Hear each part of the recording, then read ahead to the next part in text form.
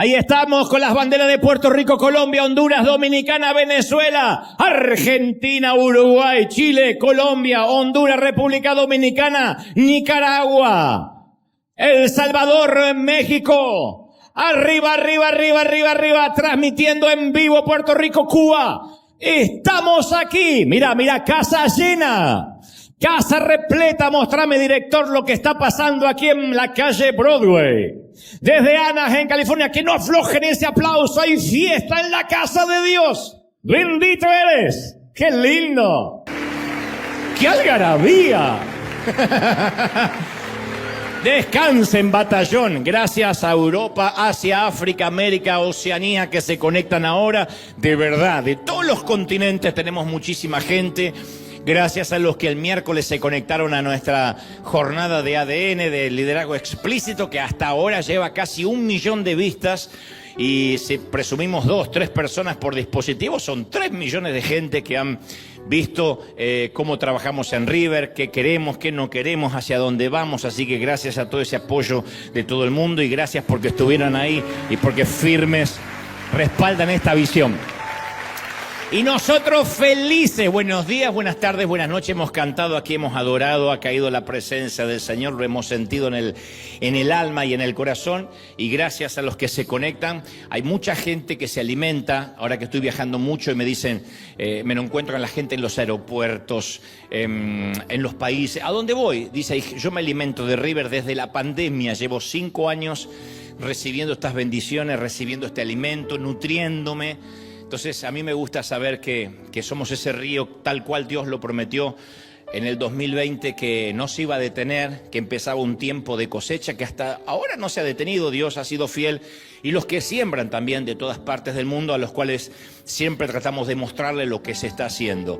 En un par de semanas vuelve a irse un gran equipo misionero a Uganda, vuelven a ir a África porque vamos a culminar este proyecto que se empezó hace una semana atrás, que es rescatar unos chiquititos que están esclavizados, trabajando, haciendo trabajos duros de 2, 3 años de edad, y de a poquitos queremos ir rescatándolos. Vamos a inaugurar esa suerte de hogar, o como le llamemos, te lo vamos a mostrar en poquitas semanas. En 2 semanas viaja nuestro equipo de vuelta. También en agosto viajamos a Miami a colaborar con un querido pastor que se llama Rubén Jiménez, que tiene una gran fundación donde ayuda, da de comer a mucha gente indigente. Los que están en América Latina o en otras partes del mundo creen que no hay pobreza en la Unión Americana, en Estados Unidos. Pero es un país tan capitalista que el que no tiene, no tiene. No es como en nuestros países que a lo mejor nos podemos colgar del gas, del cable y tener DirecTV gratis. Acá no. Acá el que no tiene, no tiene. Entonces está en las antípodas del capitalismo. Y cuando esa gente literalmente está bajo puentes, viviendo a la intemperie, uno tiene que ayudarlos. Así que también te voy a contar sobre este proyecto que haremos en Florida, en la otra costa, dentro de muy poco. Pero ahora te quiero mostrar una historia de la cual no quiero adelantar mucho. Es cortita, pero es antes de que te transmita lo que creo Dios me dijo que te diga. Y esta historia tiene que ver cómo se puede cambiar la calidad de vida de alguien en un lugar recóndito. Mientras que lo editaban, yo le decía al director, es increíble, ¿no?, que nuestra semilla esté llegando ahí. Y entonces él me pone un mapa en Google Maps y me muestra todo el globo y me dice, estamos acá en River Arena y fíjate a dónde estamos llegando con nuestra semilla, a la otra punta literalmente del globo donde sucede esto. Mira, qué bonito. ¿Cuánto que se puede hacer, no? A veces uno piensa en nuestros gobiernos cuando dicen no hay dinero para la gente, no se puede hacer nada. No son millones ni millones de dólares para hacer esto, pero cuando lo veíamos decíamos, ¿a cuántos más podemos bendecir? Porque toda esa gente que viene y no se llena de envidia, ni dice, ay, mira la casa que le hicieron a este. Toda esa gente esas señoras que bailan y que celebran, uno le dan ganas de decir, ¿cómo viven esa gente? Vive al igual que este señor, a estos señores que les ayudamos. Entonces uno le dan ganas de decir, y si vamos por más, y si hacemos más casas, y siempre el Señor trae recursos, así que vamos a continuar. Esto es nada más una muestra de lo que se puede hacer. Gracias por sembrar. Muy bien. ¿Estamos listos, sí o no?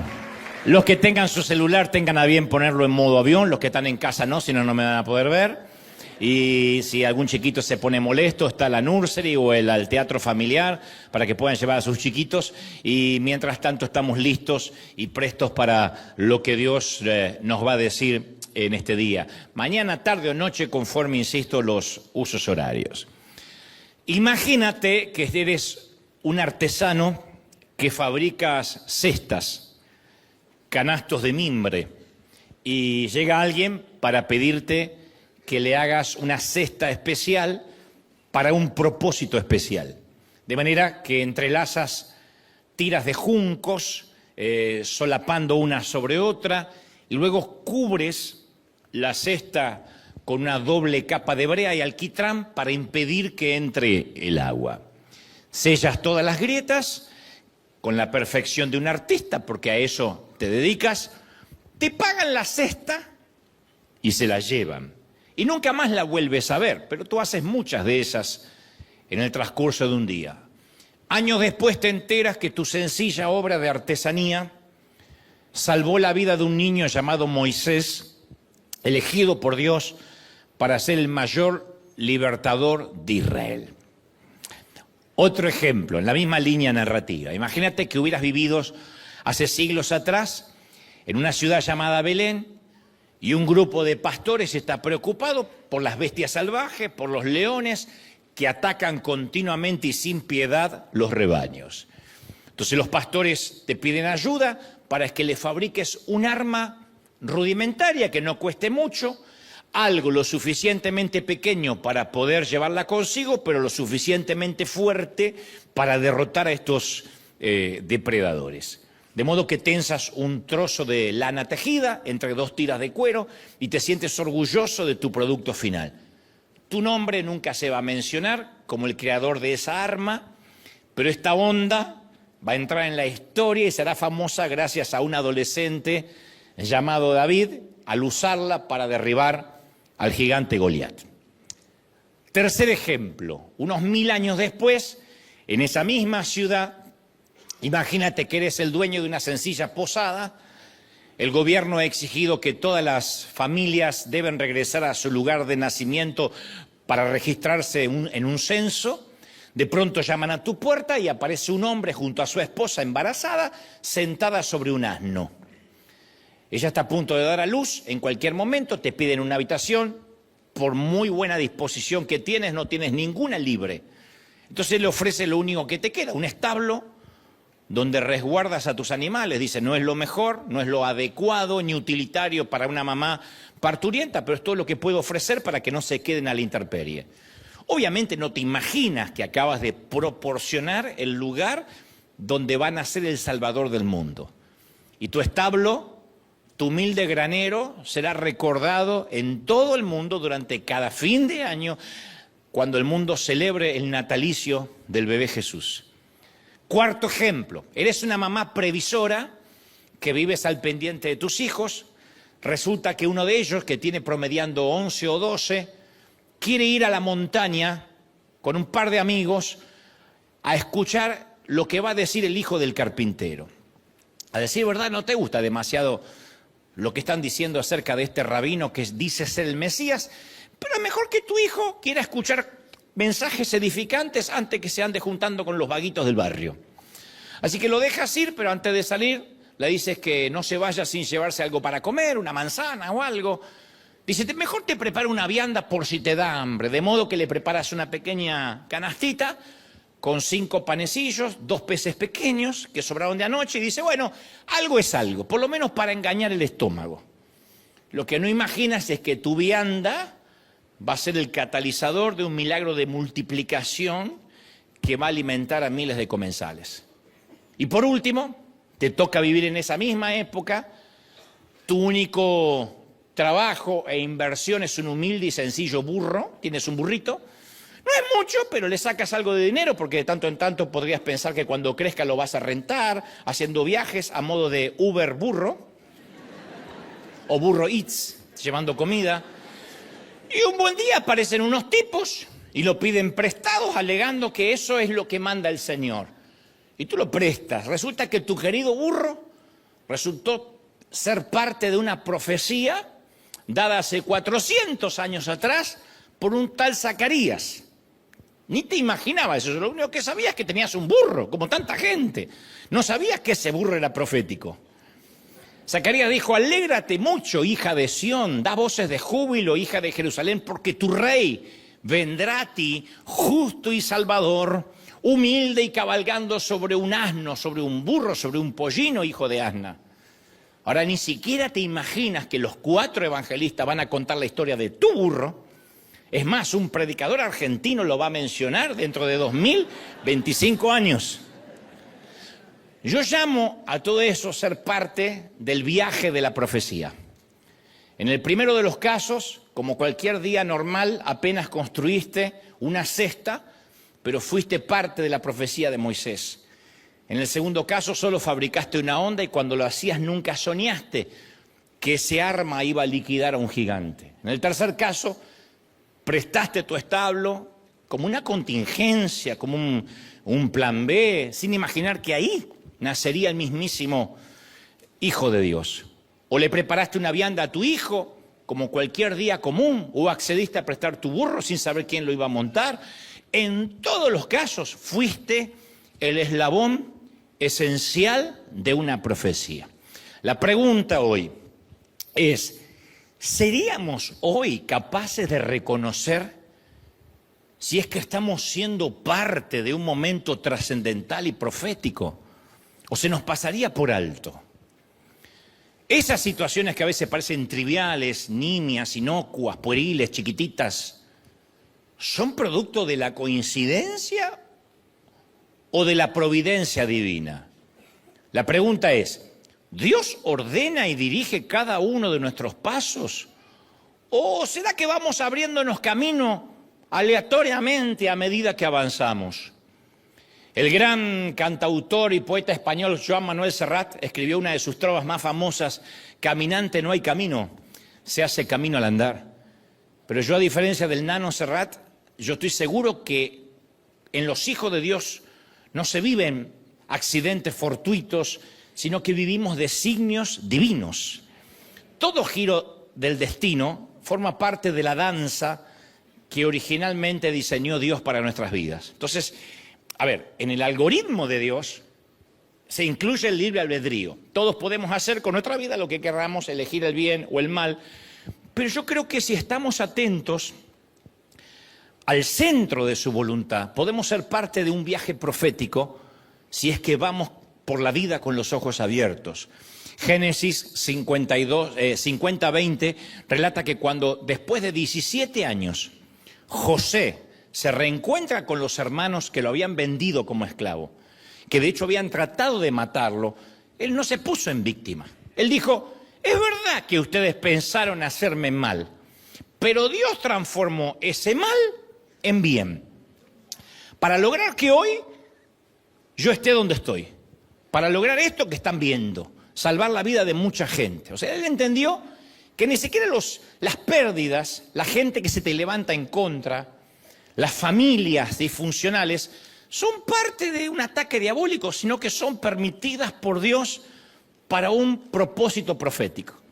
Siendo así, tenemos que concluir que no vamos a ninguna parte por accidente, que donde vamos, Dios nos está enviando, que todo lo que hacemos no es causalidad, no es casualidad, no es una coincidencia del horóscopo, porque algunos todavía leen el horóscopo y saben que me toca cáncer con ascendencia en mono, y bueno, así vas a quedar.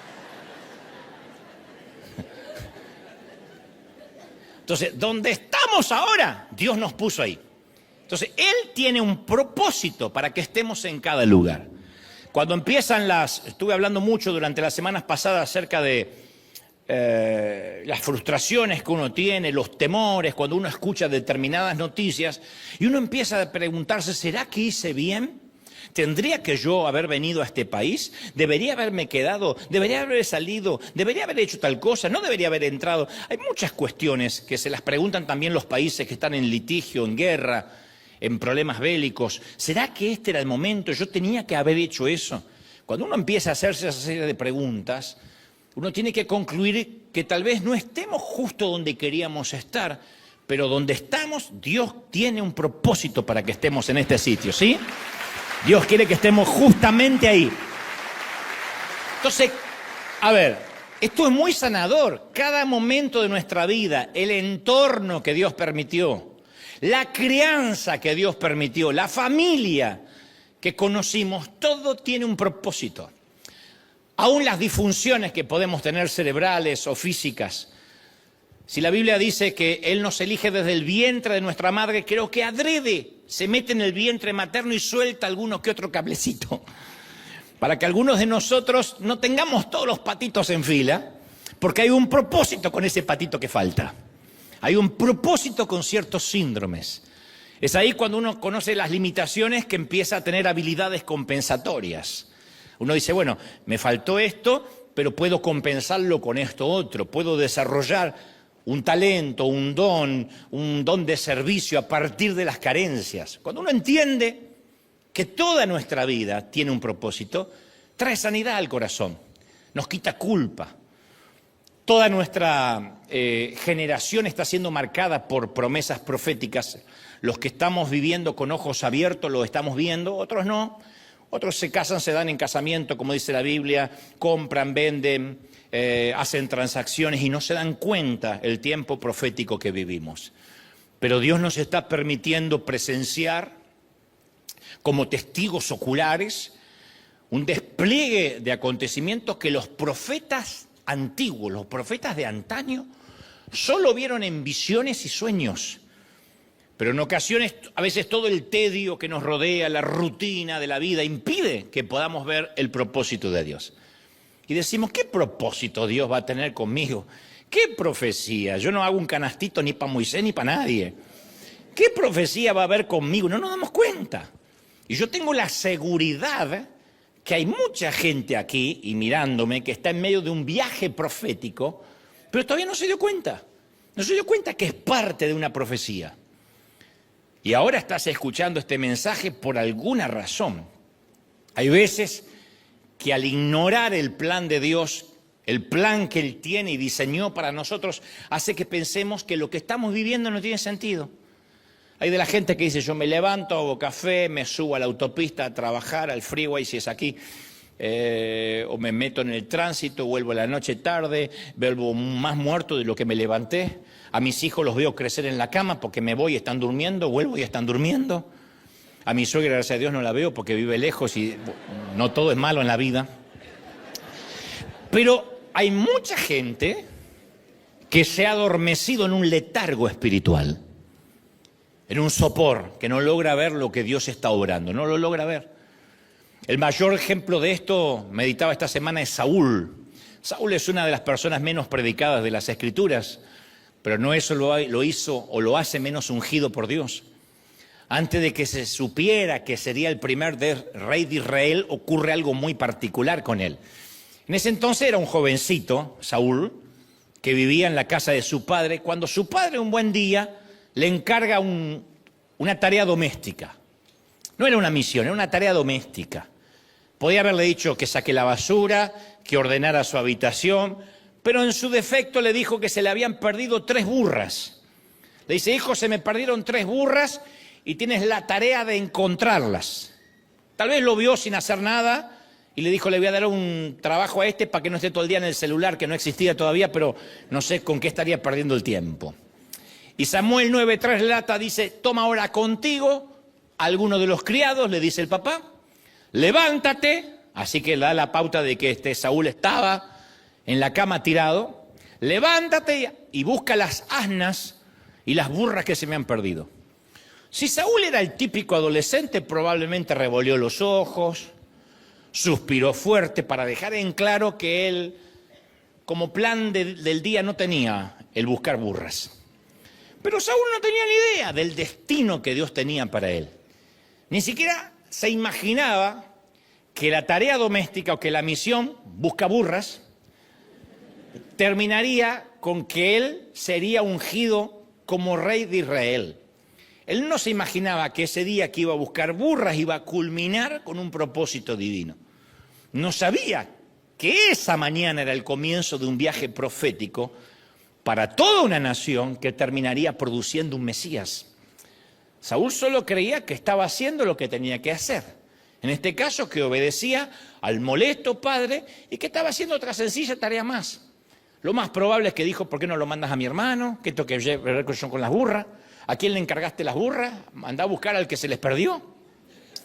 Así que él y un criado emprendieron la búsqueda en un viaje que duró 3 días, pero no lograron encontrar las burras. Las burras no se pierden como si fueran 3 canarios. Las burras se tienen que encontrar, pero no las encontraron.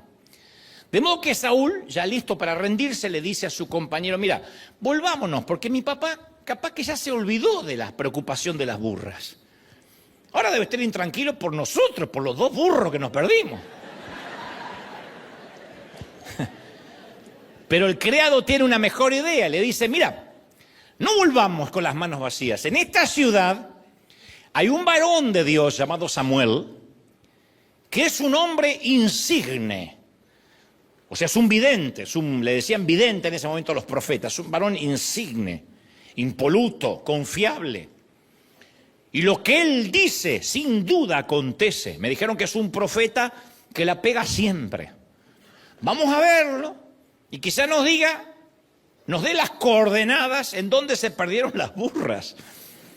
En principio parece solo una idea del criado, pero a su vez, lo que a mí me pone la piel de pollo, que no es lo mismo que el pollo de México, pollos son machos de verdad. Cuando venga Marcos Witt que diga polio, yo digo pollo. Mientras que el criado tiene esta idea, Dios ya le había hablado al profeta Samuel acerca de Saúl, el buscaburras. O sea que mientras Saúl se movía en una dirección, Dios se estaba moviendo en otra dirección. Eso es lo que significa estar en medio de un viaje profético. El que está en medio de un viaje profético no sabe que lo está. Un día antes de que Saúl y el criado decidieran buscar al profeta Samuel, ya Dios le había dicho al profeta Samuel, mañana a esta hora yo enviaré a ti un hombre de la tierra de Benjamín, al cual ungirás como príncipe sobre mi pueblo Israel y salvará a mi pueblo de mano de los filisteos. Si Samuel hizo más preguntas como ¿y cómo sabrá este muchacho cómo encontrarme? No te preocupes que hace 2 días le hice perder burras y de alguna forma va a llegar hasta ti. A mí me fascina ese teje y maneje, esa estrategia de Dios. Esto es algo que siempre a mí me voló la cabeza, estas conexiones que hace el Señor. Un hombre cree que solo está buscando burras, el otro sabe que va a ungir a un rey al final del día. Y cuando Samuel vio a Saúl, Jehová le dice, este es el hombre del cual te hablé. Él va a gobernar mi pueblo. Y los otros venían simplemente a preguntarle sobre los animales. Y de repente el camino de 2 hombres extraños el uno para el otro, que no se habían visto nunca, con viajes separados, con planes opuestos, se fusionaron para abrir, para decretar y activar la profecía de un futuro rey. Me parece increíble, me vuela la cabeza. Es increíble.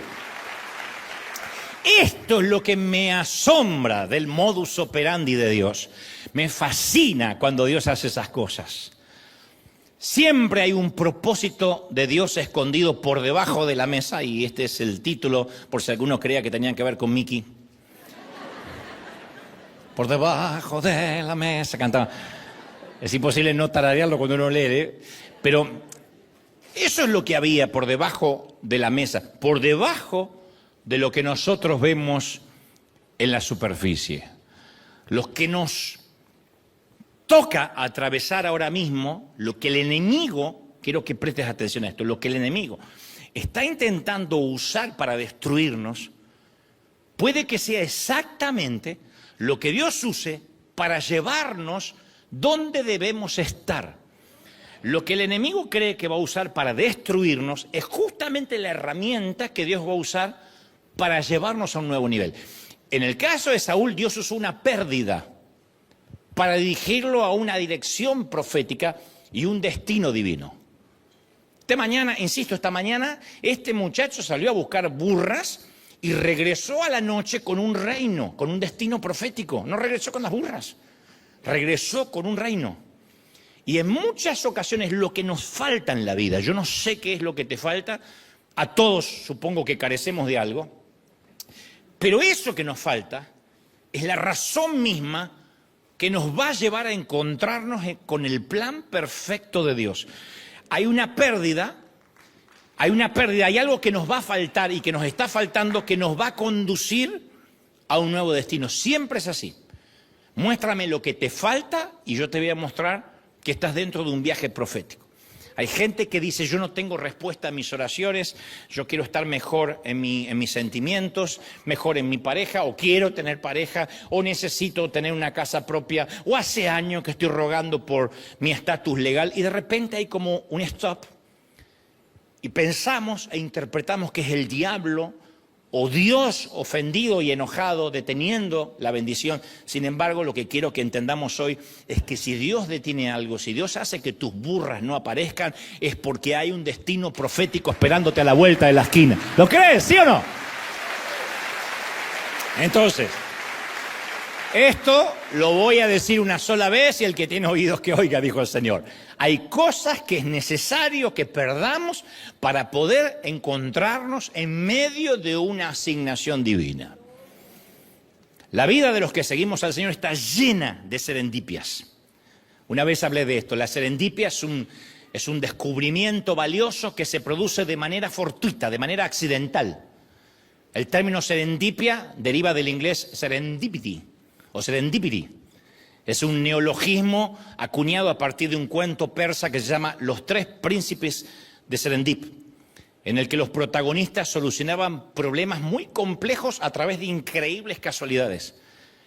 Y esto ha ocurrido a través de la historia siempre. Por ejemplo, en 1886, un tal John Pemberton, un farmacéutico de Atlanta, se le ocurre hacer un jarabe para ayudar con la digestión, para los constipados de vientre, hace un jarabe.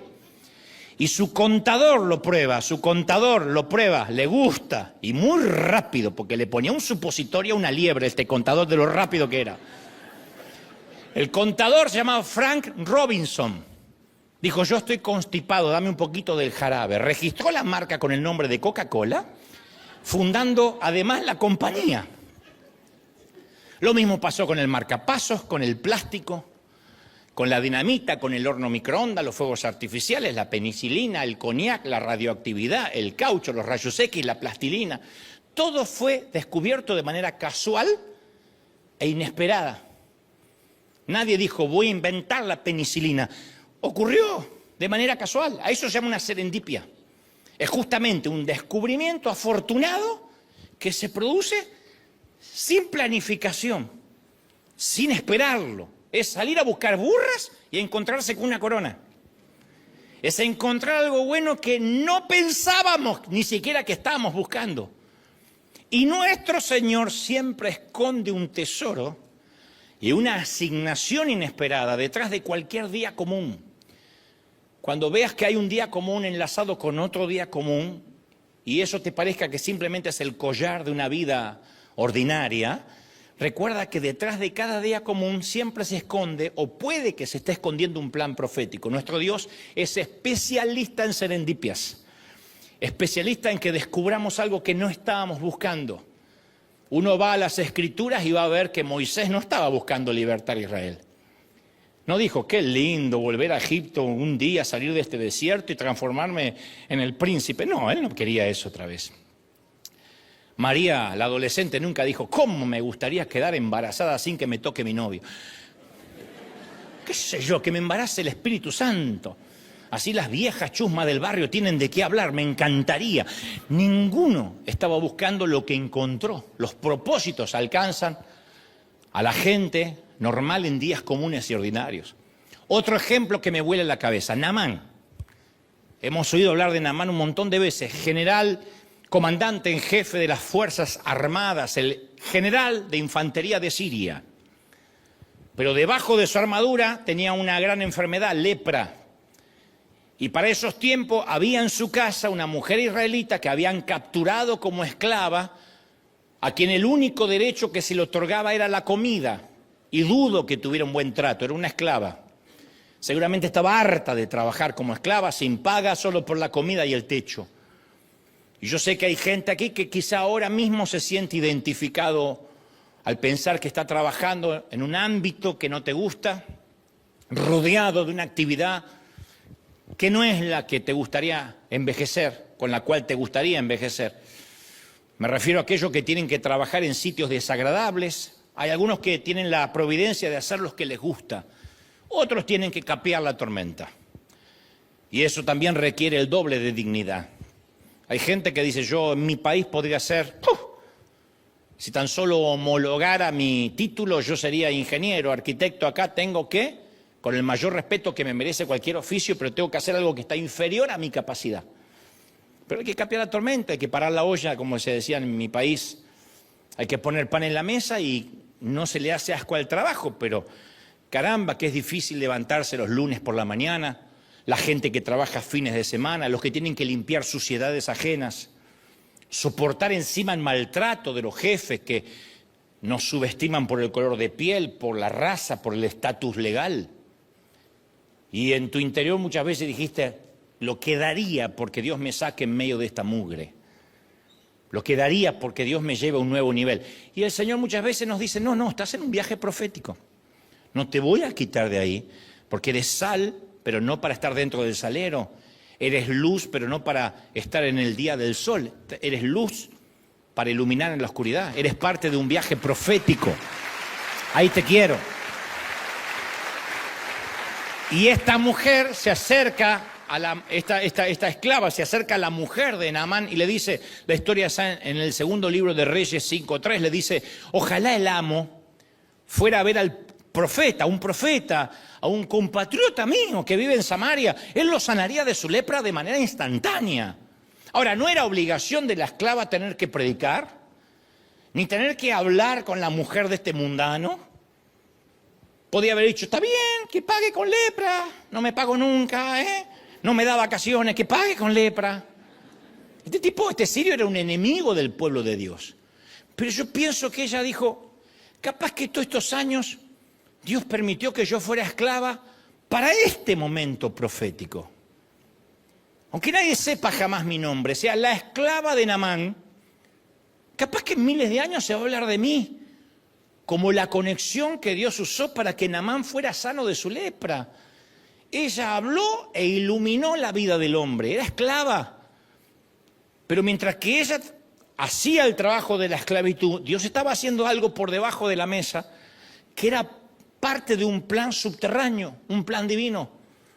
Entonces Dios a veces nos pone en lugares que no son los que nosotros elegiríamos de manera arbitraria e intencional, pero nos pone para conectarnos con gente que necesita oír de Dios.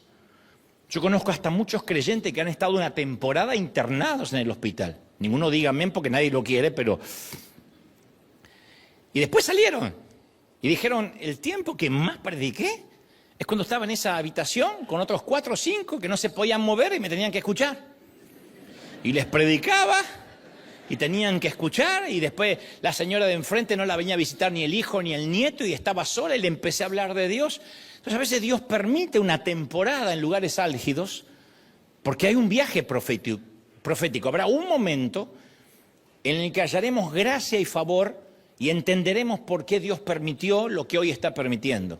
Entonces en el cronograma de Dios siempre somos puestos en un sitio, en un lugar, en un entorno para que algo sobrenatural ocurra.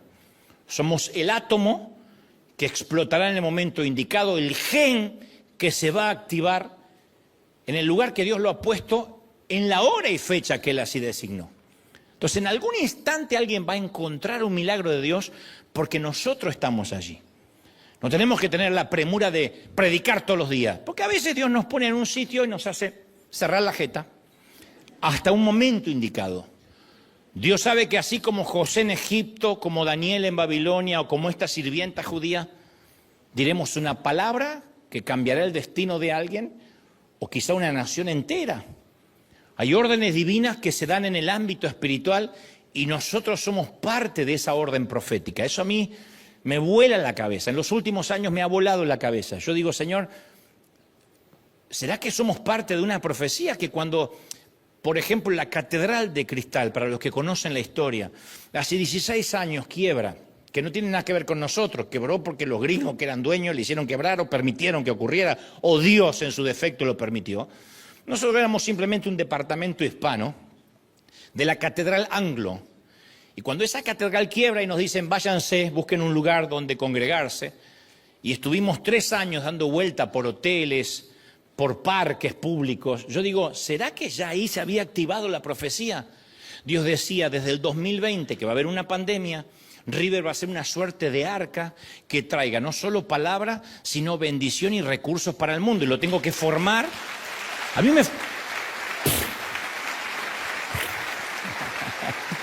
la cabeza va a hacer... Digo, ¿cuándo empezó eso? ¿Antes que yo naciera? ¿Antes que tú nacieras? Sí. Entonces, en muchos casos, Dios nos va a repetir, no te atrevas a moverte de donde yo te puse.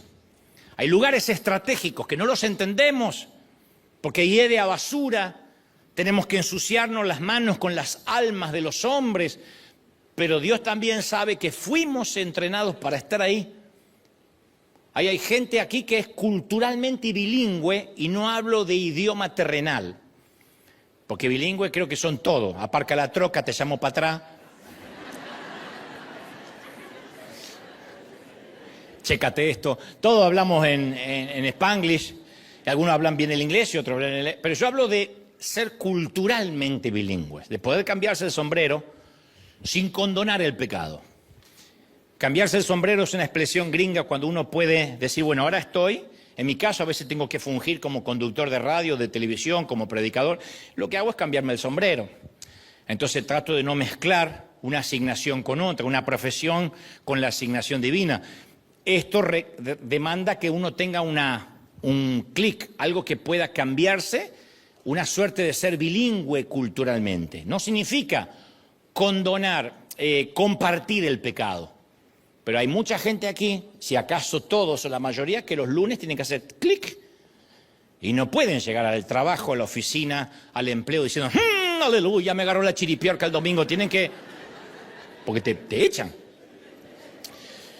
Entonces, muchos de nosotros hablamos el idioma de alguien que necesita una profecía, que necesita una palabra profética.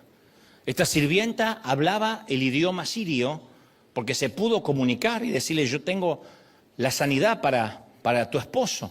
Dios nos coloca como agentes de cambio y mientras tanto mientras que no vemos nada, Él está haciendo algo por debajo de la mesa. Me fascina eso. Siempre le estoy preguntando, Señor, ¿qué estás haciendo que no puedo ver? Porque hay un momento que cuanto más Dios confía en nosotros, menos información nos da. Es al revés.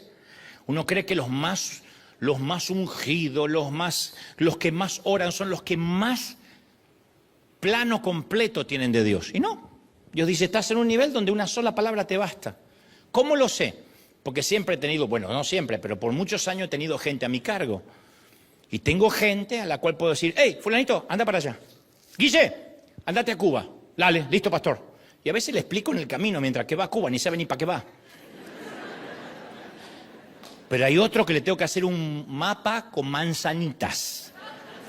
¿Y por qué? ¿Y otra vez? ¿Y por qué hay que ir? Entonces, el que más confianza yo tengo es el que menos explico. Dios opera igual. A medida que más lo conocemos, hay una sola palabra, como Dios le dijo a Abraham, sal, ven, camina, Pedro. Hay palabras, a veces caminamos sobre una sola palabra. Y uno tiene que confiar que aunque no sabe lo que va a pasar mañana, Dios está haciendo subterráneamente, por debajo de la mesa, un plan perfecto. ¿Lo crees? Ahora, yo sé que hay momentos que en nuestro viaje por la vida se hace difícil. El viaje empieza a verse distinto a lo que habíamos imaginado. Yo sé eso. Y sentimos que Dios nos está llevando a veces en medio de la nada. No hay cambios. Yo recuerdo que en varias ocasiones dejé que mis lágrimas mojaran mis manos o sobre el volante se iba manejando. Y a veces sentía que nada tenía sentido. Muchas veces me pasó. Le decía, por favor, Señor, ¿podrías mostrarme lo que estás haciendo? Una vez me paré en el estacionamiento de acá enfrente, que está acá exactamente en la planta baja aquí en la ciudad, no en la estructura, sino enfrente, cuando este edificio lo había comprado otra congregación, The Rock, La Roca. Lo había comprado cuando nosotros queríamos comprarlo, ellos se adelantaron, pusieron un primer pago y esto era Iglesia La Roca. Y Dios me había mostrado que este era el sitio, desde aquí vamos a impartir bendición al mundo. ¿Y cómo ora uno cuando el edificio lo compró otra congregación? Porque si lo compraron los brujos uno reprende. Si van a hacer una disco, un boliche, no sé, si van a hacer un antro, uno reprende, Señor, no permito que el diablo... Pero si lo compra un pastor. Que de hecho cuando Dios, la historia es más larga y no voy a ocupar tiempo en eso, pero cuando Dios finalmente ellos se retiran, no pueden terminar de pagar y nosotros entramos porque el banco nos los ofrece, en nuestro primer servicio el pastor de La Roca estuvo aquí y lo honramos porque él transformó esto que era algo baldío, algo que estaba completamente abandonado, lo transformó en un lugar habitable, invirtieron $500,000 para que este fuera un lugar bonito, ellos pagaron las butacas, después se tuvieron que ir, nosotros lo honramos en ese primer servicio de inauguración. Cuando empezamos aquí tomamos la posta. Pero yo me acuerdo que mientras que yo veía los carteles, en vez de River, de Rock, yo le decía, Señor, ¿me podés explicar lo que estás haciendo? Porque me mandaste a decirle a la congregación como un bobo, Dios nos dio una arena y no hay otra arena en ninguna otra parte que no sea este. ¿Me podés explicar? Y yo nunca escuché ninguna voz tronante explicándome sus métodos desconcertantes. Solo una voz interna que se me grabó en mi corazón. Me dijo, ¿quieres un Dios que puedas explicar? ¿O un Dios al que puedas adorar, aunque no siempre lo entiendas todo? Me fascinó. ¿De verdad me quieres explicar? Tal vez es eso, por eso Eclesiastés 11:5 nos recuerda, así como no sabes ¿cómo entra el espíritu en una criatura que está en el vientre de su mamá? Así tampoco sabes lo que hace Dios, creador de todo. No podemos, hay cosas que no tenemos los suficientes gigas mentales para entender lo que está haciendo Dios. Y algunas cosas las entenderemos más allá del sol, si es que las entendemos, porque hay cosas que no las vamos a entender ahora. Dios siempre ve más de lo que podemos ver. Él siempre sabe más de lo que nosotros sabemos, tiene más información. Y trabaja en maneras que van más allá de nuestra mente. Y si solo aceptamos seguirlo cuando entendemos lo que está haciendo, nunca vamos a poder ser parte de sus inexplicables asignaciones proféticas. Las asignaciones proféticas son tan grandes que sería como que el Pentágono le tenga que explicar a cada soldadito que va al frente cuál es la estrategia. No la va a entender. Abraham adoró a Dios bajo las estrellas, aunque no entendía cómo iba a ser padre de naciones. Porque la vieja estaba vieja y el viejo estaba viejo. David adoró a Dios en el desierto, aunque no entendía por qué todavía huía por su vida en lugar de estar sentado en un trono cuando fue ungido. Los israelitas adoraron a Dios a pesar de no entender cómo el muro de Jericó iba a caer sin mediar ninguna batalla. Y esta es una palabra especial para aquellos que hace años que sienten que están buscando burras. Dice, mi vida es buscar burras. O trabajar como un burro, que es más o menos parecido. Y no logran comprender el propósito divino. Hace un par de años atrás, 2 años y medio exactamente, yo prediqué aquí el método Miyagi. E hice referencia a la película Karate Kid, no Cobra Kai, sino la original de 1984 con Ralph Macchio y Pat Morita. Y la premisa era que Daniel, el muchachito, quiere convertirse en el mejor de las artes marciales. Así que acude a ese sabio maestro de artes marciales, el señor Miyagi, y le suplica que le enseñe karate. Y el señor Miyagi dice, por supuesto, ven todos los días que te voy a enseñar. Y le ordena que vaya al otro día temprano. Y Daniel se sorprende al descubrir que en lugar de comenzar el entrenamiento de karate, el señor Miyagi lo pone a realizar una serie de tareas caseras. Y Daniel se pasa el día dándole cera a una fila de autos viejos, lijando una terraza de madera, restaurando y pintando una cerca, pintando la casa del señor Miyagi. Dice, Señor, ¿cuándo me va a enseñar karate? Ahora pinta mi casa. De ahí la frase, enceral, mano derecha, pulil, mano izquierda. Pero quiero aprender karate, enceral, mano derecha, pulil, mano izquierda. Y Daniel no es capaz de ver la conexión entre esas duras tareas y el entrenamiento y termina frustrado. Dice, este chino me está engañando para que yo trabaje gratis.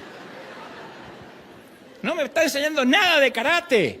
Imagínate los padres, Daniel, y aprendiste karate hoy, y hoy le pinté la casa. Aprendiste karate y hoy le enceré los autos. Hasta que el señor Miyagi le revela que todo este tiempo, mientras que él estaba trabajando, estaba aprendiendo los movimientos de karate por medio de las tareas cotidianas. Y en una gran escena el señor Miyagi le ordena a Daniel que le muestre las diversas habilidades adquiridas, una por una, y de repente Daniel las puede realizar. Se asombra al descubrir que todo su trabajo tiene una razón desde el principio y sin darse cuenta se convirtió en un hábil conocedor de las artes marciales. Entonces a veces no comprendemos por qué Dios nos pone en una temporada a encerar autos, lijar suelos o techos, pintar cercas o buscar burras perdidas. Todo el tiempo hemos soñado con un gran momento, causar un impacto en la vida de alguien, que Dios nos use. Pero más tarde, cuando esas habilidades que aprendimos durante el tiempo de buscar burras se hacen necesarias en una crisis, entendemos el entrenamiento. Las temporadas de obediencia fiel durante los tiempos de paz son las que nos entrenan y nos dan las habilidades para los tiempos de guerra.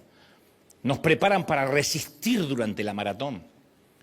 El profeta Jeremías le hizo una pregunta a Dios acerca de su metodología de entrenar a la gente. Pregunta que nos hacemos todos. A ver, ¿por qué si alguien tiene que liberar a Israel tiene que estar 40 años en un desierto? No se puede decir, ¡fum!, recibe ahora la unción. ¿Y ve? Como hacemos nosotros, pase el altar y vaya a liberar México.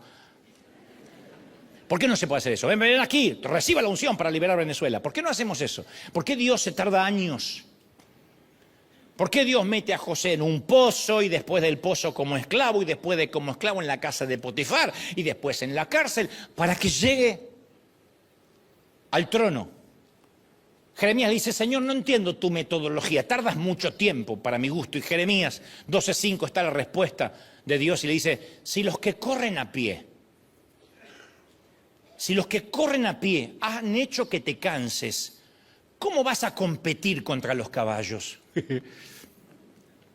Si los que corren a pie hacen que tengan un pulmón en la mano, ¿quieres correr a los jinetes? Si te sientes confiado en tierras tranquilas, le dijo Dios, ¿qué harás en la espesura del Jordán?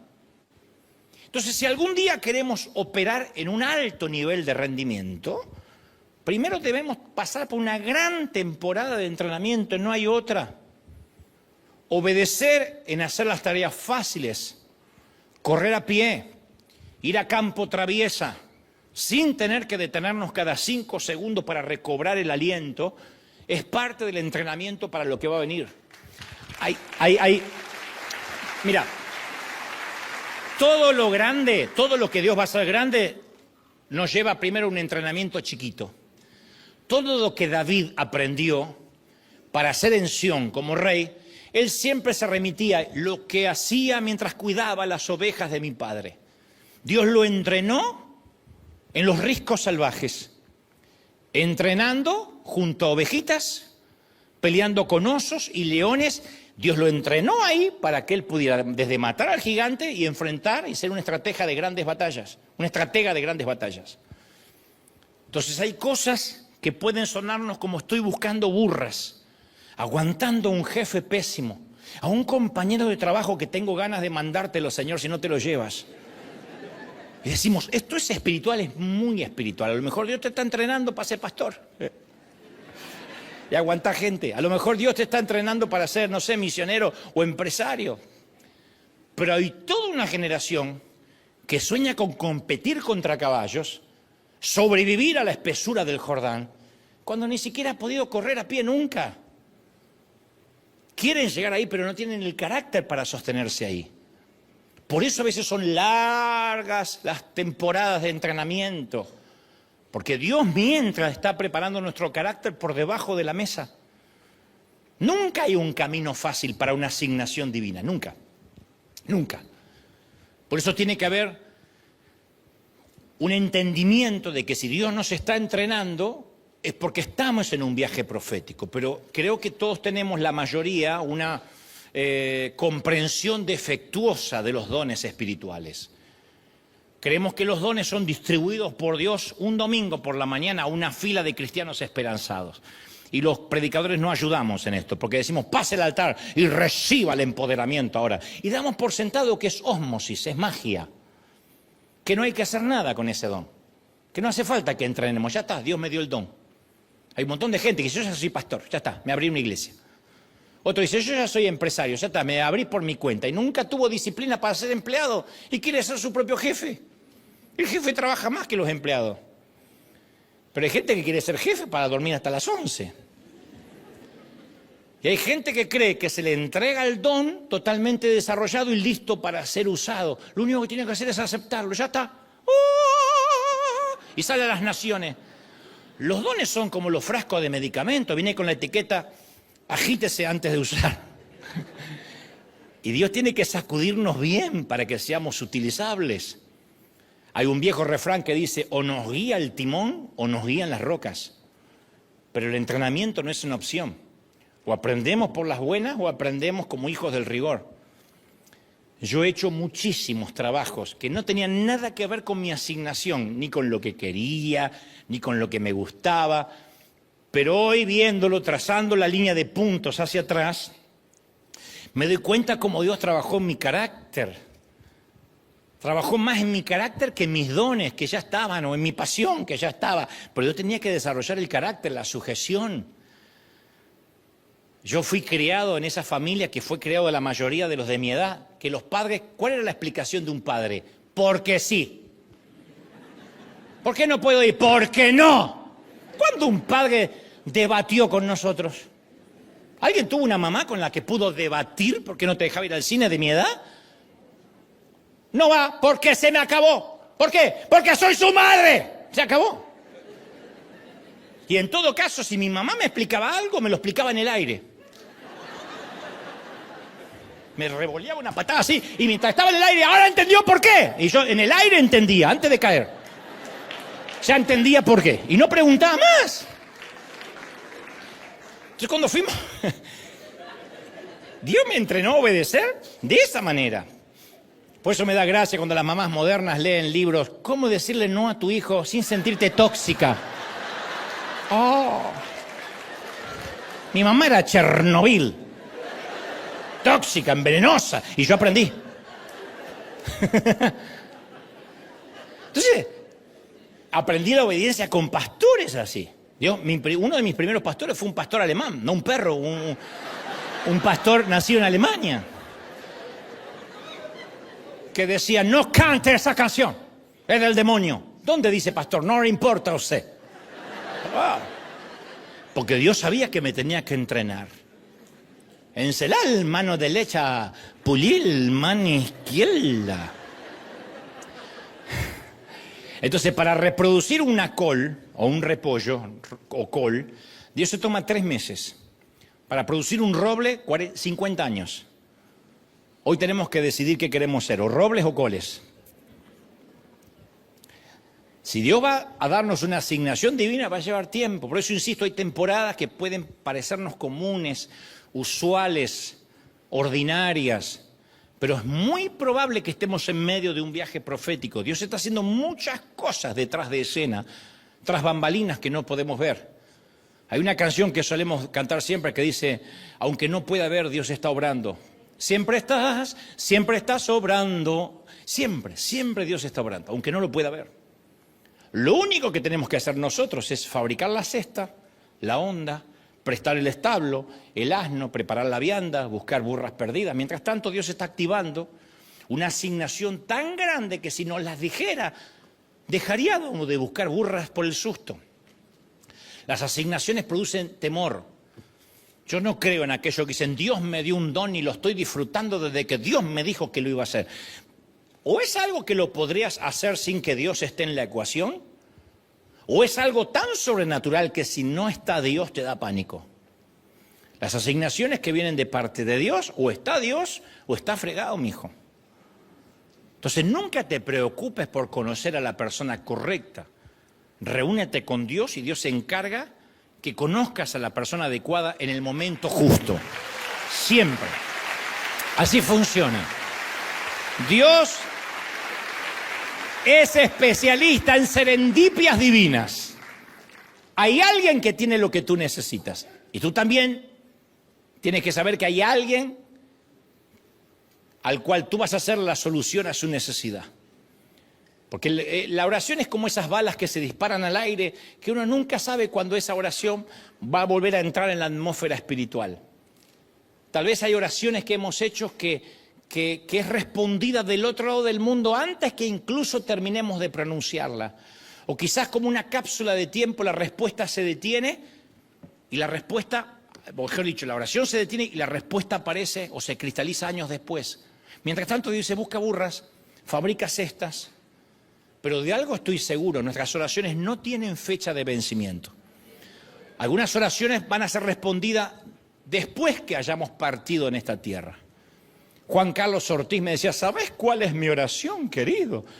Cuando me llamó a la Catedral de Cristal, que esta se transforme en una iglesia, no un departamento hispano, sino una iglesia que, qué sé yo, Dios puede hacer tantas locuras que puedas bendecir a través de la iglesia hispana hasta los gringos, hasta el mundo entero. Una oración que había hecho hace años. Hay un banco de datos en el cielo donde están todos los contactos necesarios para nuestro problema, para nuestra visión. Y a veces pensamos que nuestras oraciones son descartadas, pasadas por alto, no respondidas, que Dios no está haciendo nada con la situación porque nos tiene puliendo y encerando. Y decimos, pero yo oré. Sí, pero todavía Dios, justamente porque activó el plan profético, nos tiene que entrenar. La palabra de Dios dice en Apocalipsis 5:8, cada ángel tenía un arpa y una copa de oro llenas de incienso, que son las oraciones del pueblo de Dios. Entonces, este texto nos da la pauta que las oraciones siempre están gravitando en el espacio temporal, siempre. Se van acumulando, pero no se pierden. De hecho, hay oraciones que nosotros olvidamos que hicimos y viene la respuesta y ni siquiera estamos agradecidos porque ni nos acordamos que éramos por eso. Hay bendiciones que nos pisan los talones, que nos alcanzan. Y decimos, ¡epa! ¡Ay, qué suerte! ¿Cómo que suerte, desgraciado? Oraste por esto 20 años. Dios jamás olvida una siembra, jamás olvida una oración, jamás olvida una lágrima. ¿Alguien lo cree, sí o no? A ver si me da tiempo. Te voy a contar por enésima vez 3 historias asombrosas. Las 3 ya las conté, pero no dejan de ser testimonios abrumadores de cómo Dios opera por debajo de la mesa. Recuerdo una de mis temporadas en que yo andaba buscando burras perdidas en Argentina y juntar $100 era una odisea. $100 era una fortuna. Y no hace 100 años atrás, hace relativamente poco. Recuerdo orar durante madrugadas enteras y sentir que Dios hacía silencio, o no me quería escuchar o lo estaría escuchando solo a Maldonado, yo no sé. Yo pensaba que Dios olvidó que yo necesitaba recursos para el ministerio. Yo le decía siempre, Señor, me diste la misión, te llevas la gloria y me dejás las deudas. Pero nunca supe que Él estaba orando por debajo de la mesa, transformándome en un administrador. Dios ya tenía en plan River Arena y la administración y el dinero que enviaríamos al mundo, pero Dios tenía que entrenar primero a su administrador, porque si yo era alguien que gastaba o que no podía ser consciente de lo que significa la ofrenda de la viuda, Dios no iba nunca a confiar más dinero. Entonces recuerdo un crudo invierno de 2010, Dios le habla a un tal Rob Owen en un lugar llamado Burundi. Rob es un gringo que actualmente pertenece a nuestro board, En ese entonces trabajaba para la Casa Blanca y respondía directamente al gobierno. Él no le gusta que cuente eso, pero él trabajaba para la Casa Blanca. Y él estaba orando en una montaña solitaria en Burundi junto a un nativo llamado Aba. No estaba con el cuarteto Aba, sino con un nativo. Pues después cambian las palabras, chiquitita, estaban ahí, no, estaba con Aba. Una vez conté esta historia y dice, así que estabas con la banda. No, era un nativo llamado Aba. Burundi se encuentra situado en África Central, limitando con la República del Congo, con Ruanda al norte y Tanzania al sur. ¿Se acuerdan el demonio de Tanzania de los dibujitos? Ahí. Y ahí en una remota montaña cerca de Tanzania, Dios le dice, contacta a Dante Gebel, tienes que ayudarlo. Aba lo recibe en lenguas, Rob traduce esas lenguas, contacta a Dante Gebel. Rob Bowen no tiene idea quién es Dante Gebel, no tiene idea quién soy. Así que mueve sus contactos, investiga, supongo que pide ayuda al FBI o quizás a sus amigos del Pentágono, no sé. Finalmente llama por teléfono a su viejo amigo, un viejo amigo llamado Daniel, porque así como nosotros pensamos que todos los chinos entre ellos se conocen, ellos piensan, los gringos, que todos los hispanos nos conocemos. ¿Fuiste a México? Sí. ¿Y lo viste a Ramón?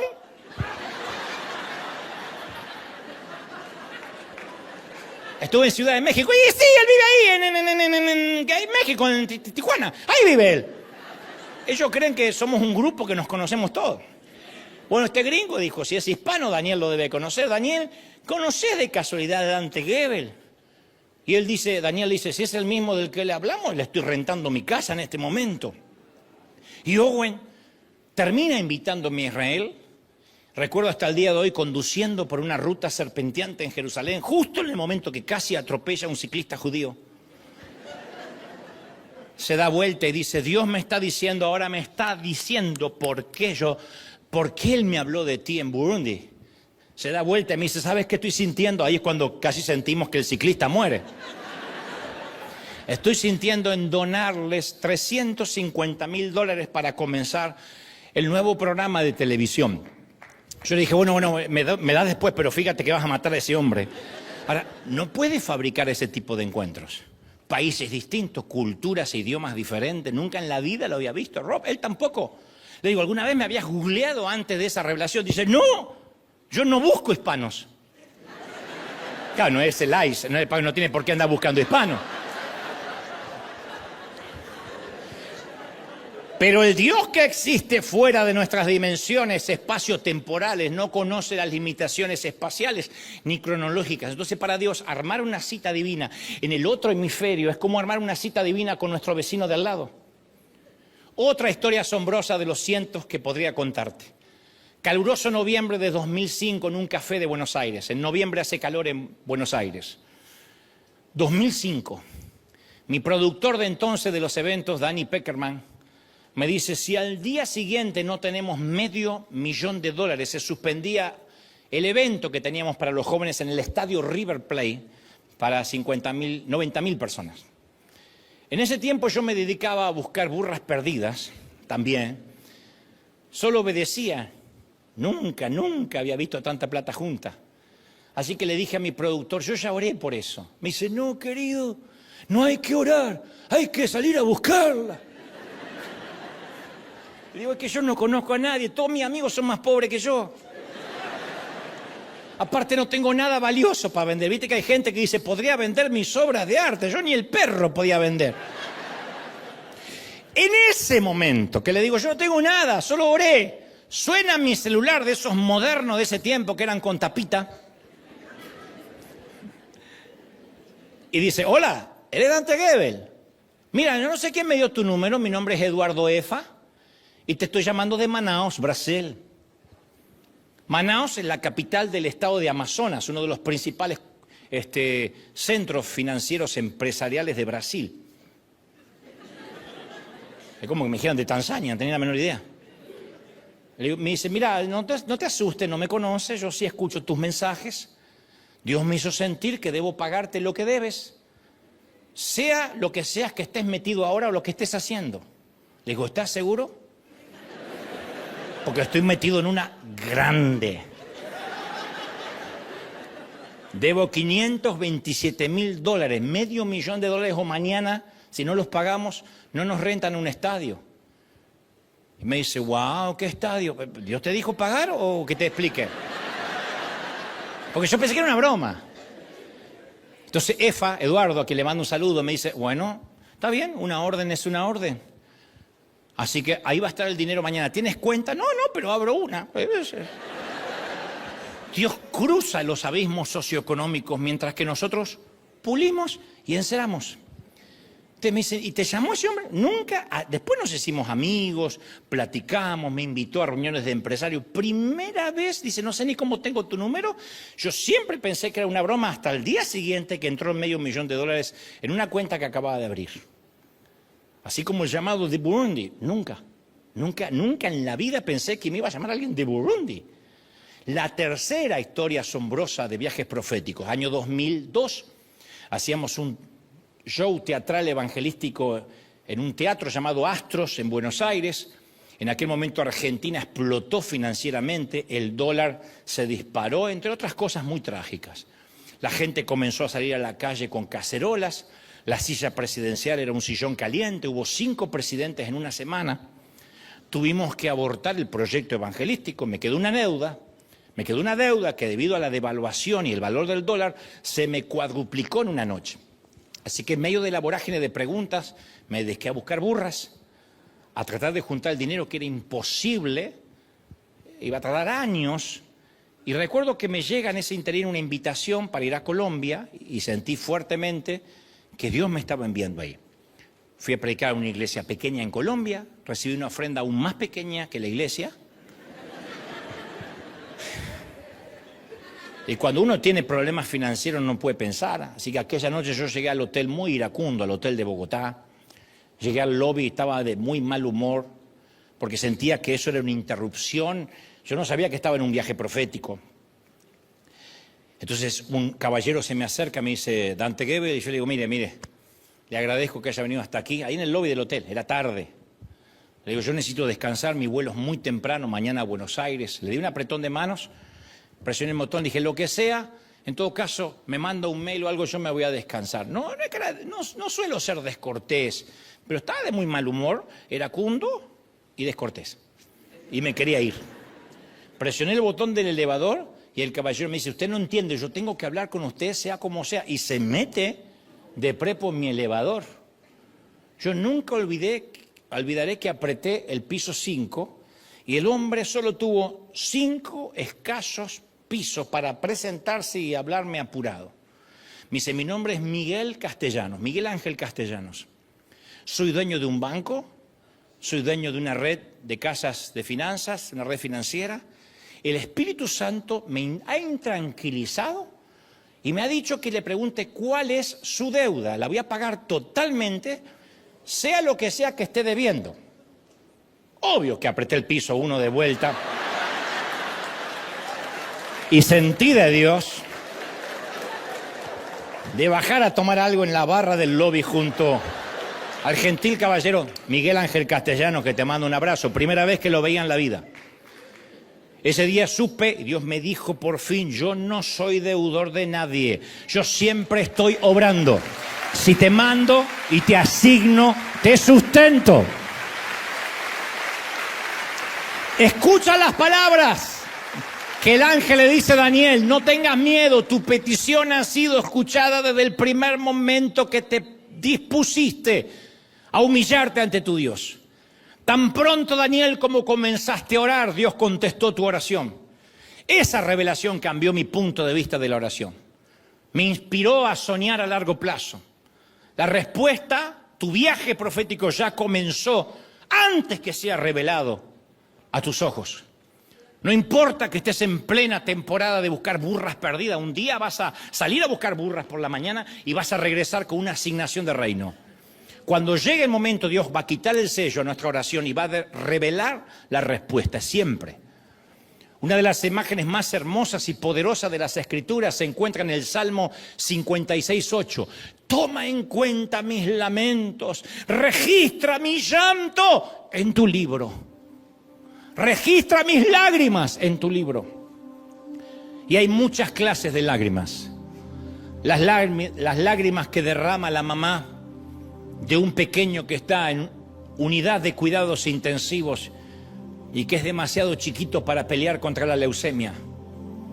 Las lágrimas que derrama el padre de la novia cuando conduce a su hija por la nave central de la iglesia el día de su boda. Las lágrimas que manchan los documentos de divorcio. Las lágrimas mezcladas con sudor que corre por el rostro de los hombres que acaban de ganar una copa en el campeonato. Y también están las lágrimas que se derraman durante una oración. Todas y cada una de esas lágrimas son preciosas para Dios, son recuerdos para la eternidad. Y llegará el día en el cual Él mismo enjugue las lágrimas del cielo, en el cielo. Y mientras llegue ese momento, Dios moverá cielo y tierra para honrar cuánta lágrima ha sido derramada. Dios no deja que una sola lágrima se pierda. Las recuerda todas, honra todas, las registra todas en su libro. De una manera muy parecida a la forma en que Dios registra en su libro todas las lágrimas que nosotros hemos acumulado, Dios también recoge nuestras oraciones. Todas y cada una de ellas son preciosas para Él. La que hicimos en el auto, en el bus, a la noche. Aquella que no pudimos articular y solo suspiramos y nos sentamos en el baño diciendo, no aguanto más. Todas y cada una de ellas han sido selladas por Él. Han pasado por mesa de entrada, se han recibido el sello de los cielos. Y nunca sabrás cuándo le va a quitar el corcho Dios a una respuesta. Todas nuestras oraciones están registradas en el libro de Dios y sabemos que a muchas de ellas Dios le va a quitar la tapa mucho tiempo después que quizás nos hayamos ido. Y como un mensaje metido en una botella, nuestras oraciones son llevadas por la corriente de su voluntad soberana. ¿Cuándo y dónde llegarán a la orilla? Nadie lo sabe. Pero el sello que valida esas oraciones hace que estén registradas en su libro y se abrirán en el momento de Dios y a su manera. Él va a responder nuestras oraciones, tus oraciones, en algún lugar, de alguna manera. Aunque estés viviendo una temporada, insisto, busca burras, quiero asegurarte que estás en medio de un viaje profético. Y aunque no lo veas, te prometo que Dios está obrando por debajo de la mesa. Moviéndose. ¡Bendito eres! ¡Vamos, Dios! Vamos, dale un aplauso grande al Señor si te ha hablado esta mañana. ¡Bendito eres! ¡Uy! ¡Te vas! Te exaltamos, Dios. ¡Te exaltamos! ¡Vamos, vamos, vamos, vamos, vamos! ¡Celebra, celebra, celebra! ¡Te exaltamos, Dios! ¡Uy! Padre, levanta tus manos al cielo si puedes conmigo. Dile, Señor. ¡Oh, Señor! Muchos estamos caminando sobre una palabra tuya. Ve, sal, entra, permanece, quédate quieto. Yo no sé qué palabra has recibido en estos últimos días, pero el Señor dice, yo estoy obrando, yo estoy obrando. Por debajo de la mesa estoy haciendo un plan subterráneo que no es necesario que te cuente porque puedo confiar en ti. Agradece el tiempo de encerar y pulir, el tiempo de buscar burras. Estamos en un viaje profético. ¡Uy! Todos orando, todos los que puedan orar ahora, los que puedan clamar, los que puedan levantar su voz. Hija, hijo, dice el Señor, yo he visto tus lágrimas, yo he recogido tus oraciones en copas, en cáliz de plata. Ni una de ellas se me ha pasado, ningún suspiro ha sido en vano. Solo permanece haciendo lo que te mandé a hacer. ¿Cuál fue la última orden? Hasta tanto no recibas un cambio de orden, permanece. Yo estoy obrando. Hay un viaje profético detrás. Hay un viaje profético. Y como te dije hace unas semanas, muchas veces le he dicho al Señor, Señor, ¿estás seguro que tienes al hombre correcto? Y su respuesta es, no, tú no eres el hombre correcto, pero tú eres un hombre que tienes al Dios correcto. Eso hace que el viaje profético sea milagroso, que el viaje profético sea sobrenatural, que Dios haga lo que no podría hacer si no estuviese Él. Te adoramos.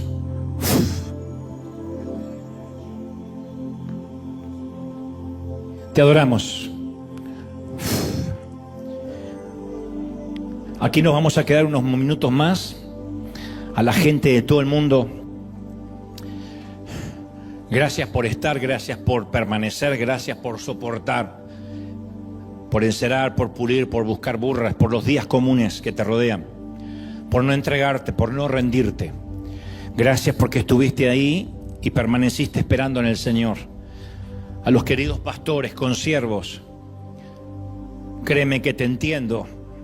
Te entiendo cuando la iglesia no crece, cuando no hay multiplicación, cuando encima viene la división, ni hablar del chisme, la disensión, las murmuraciones, los falsos testimonios.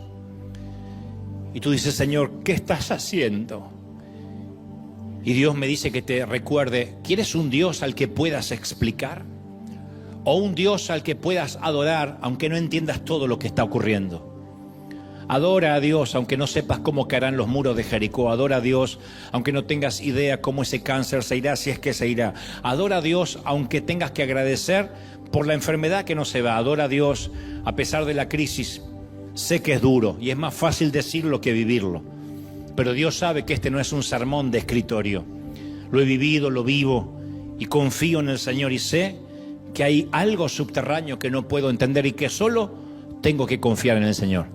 A los que están en casa, nos vemos pronto. Dios te bendiga, Dios te guarde. Firmes como talón de oso, no te entregues, no te rindas. Te ama tanto el Señor. Como te ama princesa, como te ama príncipe.